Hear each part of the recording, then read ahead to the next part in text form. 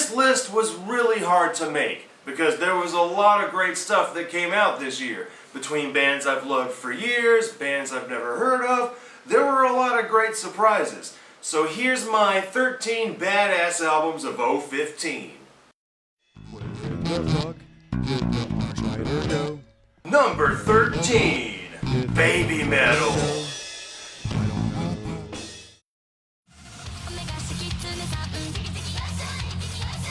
One of the big surprises this year was Baby Metal. I bought it for shits and giggles, thinking I'd listen to it a couple times and the novelty would wear off. Well, I still bumped this album. I could not believe that I enjoyed it as much as I did. The heavy metal is pretty damn good with amazing guitar solos and sweeps with really great melodies. Now mixing all of that with the J-pop elements, you'd think it would just clash, but surprisingly, it totally works. It adds some pretty inventive layers to what would ultimately be considered generic heavy metal. Baby Metal is a surprisingly fun album with enough energy and fresh ideas. Definitely check it out.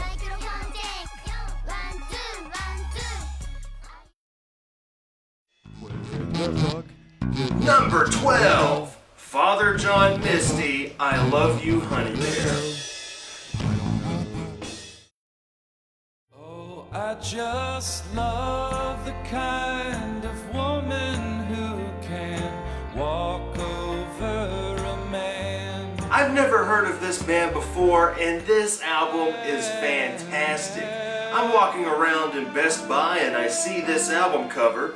It was so cool that I just had to check it out. So I go to Wikipedia on my phone because, you know, I've been burned too many times with blind buys.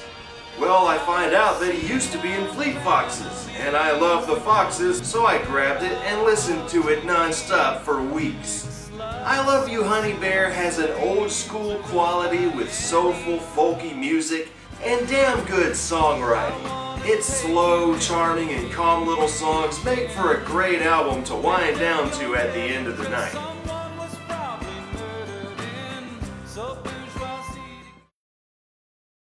Where the fuck did the Archfighter Number go? 11, Muse, Drones. Archfighter go? I don't know.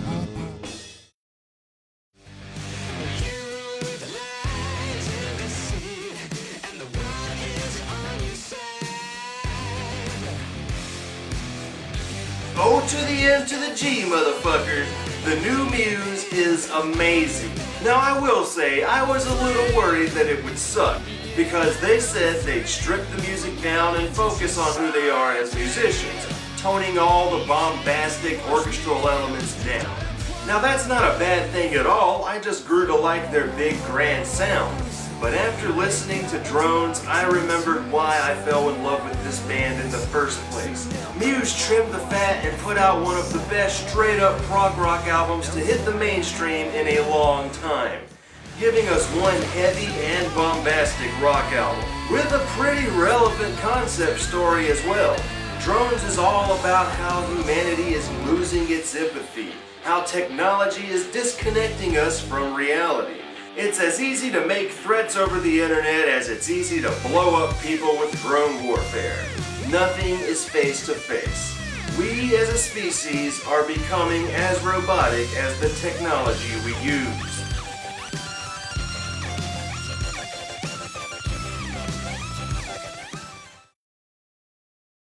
Where the fuck did the Number 10, The Prodigy, The Day Is My Enemy. Archfighter go?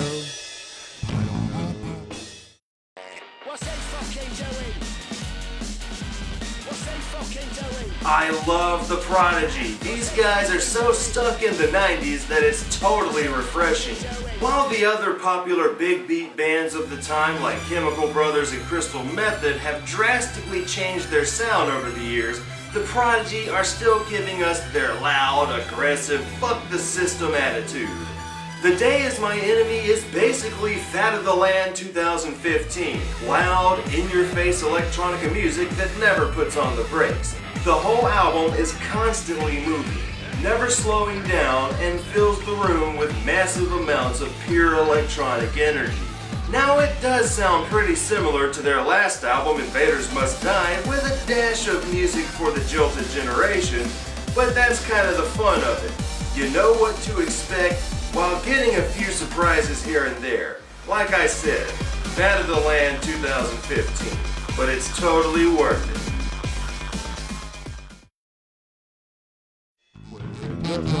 Number 9, Between the Buried and Me, Coma Ecliptic.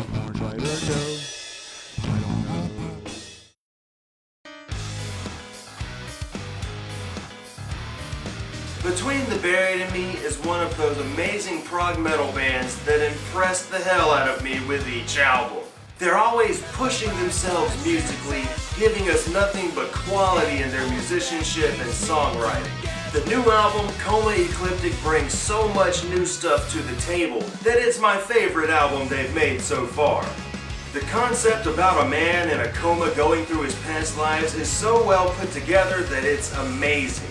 I also love how the screaming vocals are toned down and we get more clear melodic singing throughout. There are so many times that this album reminds me of classic prog bands like Pink Floyd, Yes, and King Crimson, while still being something fresh and original. If you haven't heard these guys yet, now is the time to start.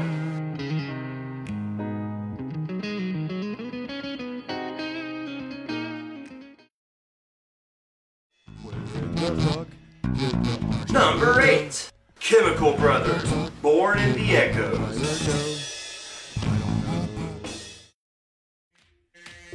Sometimes you feel so deserted, but holding yourself is all the way. Chemical Brothers has been my go-to shit for electro music for years, and they don't disappoint on Born in the Echoes. They've moved far away from the old breakbeat electric funk that made them huge in the 90s, and instead, over the years, each album has been its own weird experiment of noise, loops, beeps, and bloops. And that's what Born in the Echoes is. Crazy-ass digital acid trips that make you feel like you're living in a weird circuit board world. Now, like most Chemical Brothers songs, there's guest singers all on this album, but don't ask me what these songs are about. I always get too lost in the cybernetic ocean of music. It's more like the vocals are extra layers to the music. It's just there to enhance the song. But if you are into mind-bending rave music, Born in the Echoes is like the high-quality ecstasy with the teddy bear skulls engraved in the pills.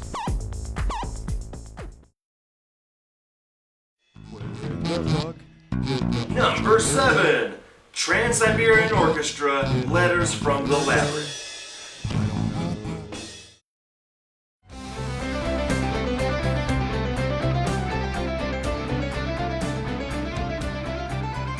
I had no idea this was coming out until like a week before it was released, and holy crap, it is damn good. Their last album, Night Castle, was a huge 2-disc rock opera that melts your face. While this is kind of a sequel to Night Castle, it can stand on its own as a badass symphonic prog metal album that will please any fan of heavy metal, prog metal, and classical music. Letters from the Labyrinth scales things back a lot. This is the shortest album they've ever made. There's 14 tracks, 15 if you count the bonus song at the end, but why would you? It's the same song, Forget About the Blame, from halfway through the album. The only difference is it's sang by Lizzie Hale from Hailstorm. That's it. But anyway, all of these songs are way shorter than you're used to. Nothing hits the 5-minute mark, and all that isn't bad. It's easy to listen to in one sitting without feeling overwhelmed. The songs are focused and tightly made.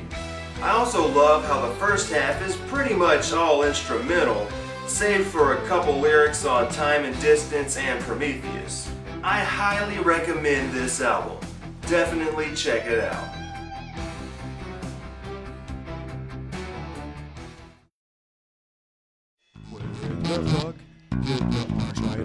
Number 6, Marilyn Manson, The Pale Emperor. Don't need a motherfucker looking down on me. Motherfucker looking down on me. Another big surprise this year is Marilyn Manson's The Pale Emperor. I never thought I'd see the day where a Marilyn Manson album would make it on the list. I had really low expectations for this album, but then I started seeing all the positive reviews right before it came out. It had me thinking, could this be the Manson album I've been waiting for in my adult life? Well, I bought it, and yes, it is the Marilyn Manson album I've been waiting for.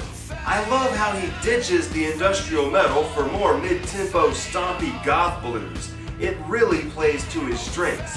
And it's some of the more interesting music he's made in 15 years. The lyrics are actually good, with many songs that can have multiple meanings, and his vocal delivery is much better. He sounds like an old man trying to understand his place in the world. Even if you're not a Marilyn Manson fan, this album is worth listening to.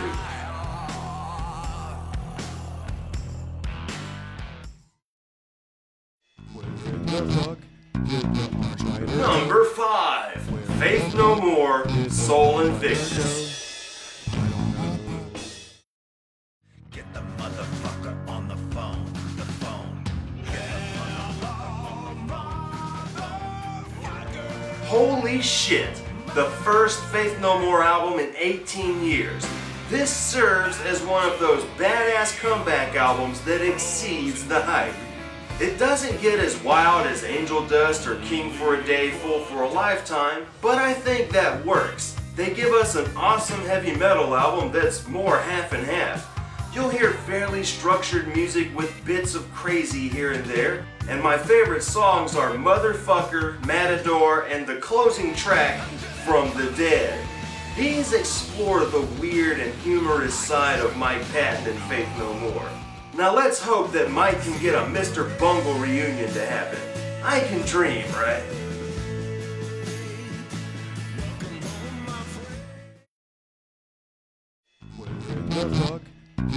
Number 4, Lindemann, Skills in Pills.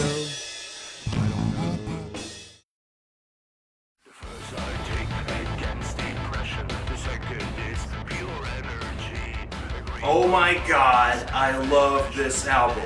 I've been waiting for a new Rammstein album for years until Lindemann gave us the next best thing, his first solo album.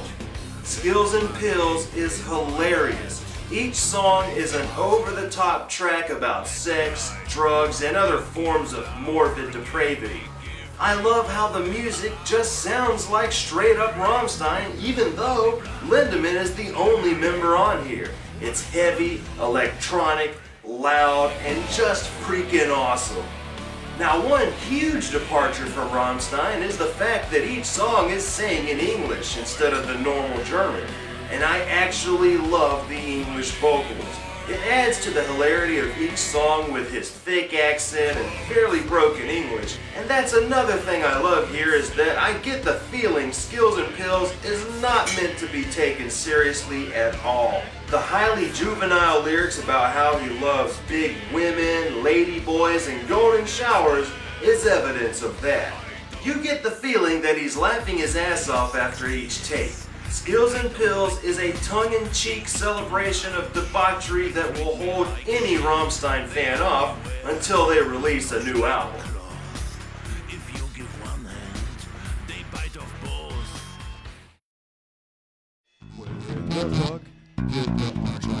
Number 3, The Sword, High Country.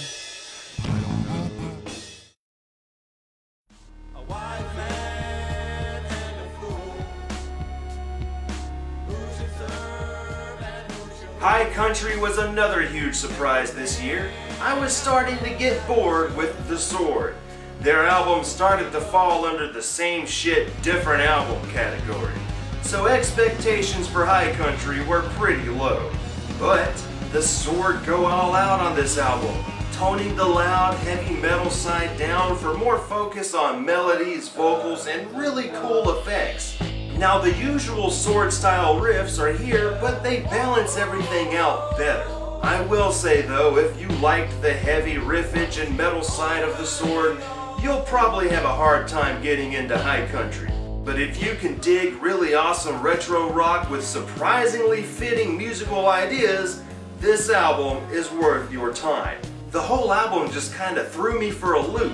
The horns at the end of Early Snow really threw me off, but fit so well that I can't help but love it. Brace yourself against the cold. There is a road we all must take. Then the song Agartha reminds me so much of classic bands like Goblin.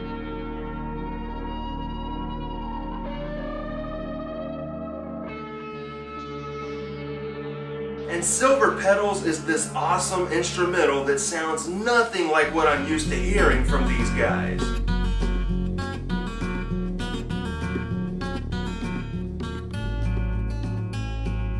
One of the many great things about this album is that the songs are shorter, so we get more loose experimentation on every track that makes the whole album fun to listen to in one sitting. I highly recommend High Country for anyone looking for something different.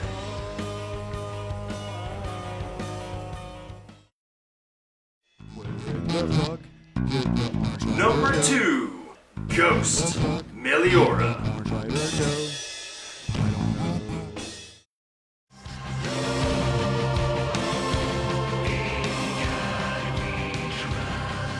Ghost is unlike any band that I've ever heard in my life. They are the epitome of the old saying, never judge a book by its cover. Look at these guys. You'd swear that they just sound like some true black metal shit. But instead, they give us awesome retro metal that sounds something similar to Blue Oyster Cult. The amazing clean and hypnotic vocals, the highly melodic nature of the music, this band is amazing. Meliora is their third album and they just keep getting better. The concept this time around is about a world with no God and how there will always be some religious party trying to guide everyone. And Ghost is this party. It feels like a warning against following blindly and the dangers that come with it. Now I love every song on here, but the one song that I always think of is the track He Is. It feels like a power ballad for the devil.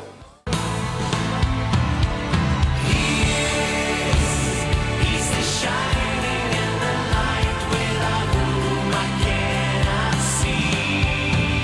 And his insurrection, he is spite. He's the force that made me be. Meliora doesn't lose any steam during the entire listen. Every moment is as heavy, melodic, and catchy as the next, and leaves you wanting more when it's over. This is seriously one of the best albums to come out this year.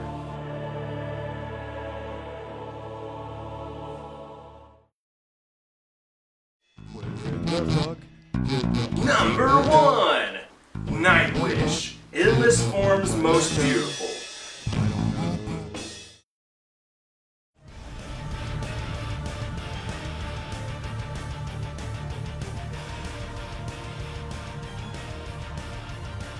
Listening to Nightwish is an experience like no other. If you're familiar with this band, then you know that each album is going to take you on an epic journey, then leave you with chills after each song. And Endless Form's Most Beautiful does this perfectly. Their music is on a grand theatrical scale. It's like IMAX for your ears. Now let's just shoot the elephant in the room now. This album has a new singer. And I will always say that Tarja Turunen was my favorite. I loved her deep angelic voice. But then her replacement, Annette Olsen, was okay. Her voice was much higher in register, so the band could do some interesting stuff with it. But her voice didn't sound mature enough for their style, if that makes any sense. Well, the new singer, Floor Jansen, is the best of both worlds. Her voice gets low and hits higher notes without piercing your ears. She's seriously amazing on here.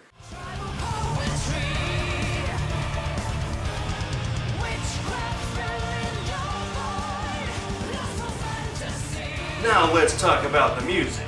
Endless Form's Most Beautiful is a huge concept album that celebrates life, science, and evolution. Hell, the title is even a reference to Charles Darwin's book On the Origin of Species. The music is what we've come to love about Nightwish, big epic songs with amazing orchestral, folk, metal, and prog elements that rival that of most bands like this. Their albums are always like a grand musical score to a movie we haven't seen. While I love every song on here, the major highlight is the closing track, The Greatest Show on Earth. It's a huge 24-minute prog folk metal masterpiece that ends an already fantastic album on a major high note.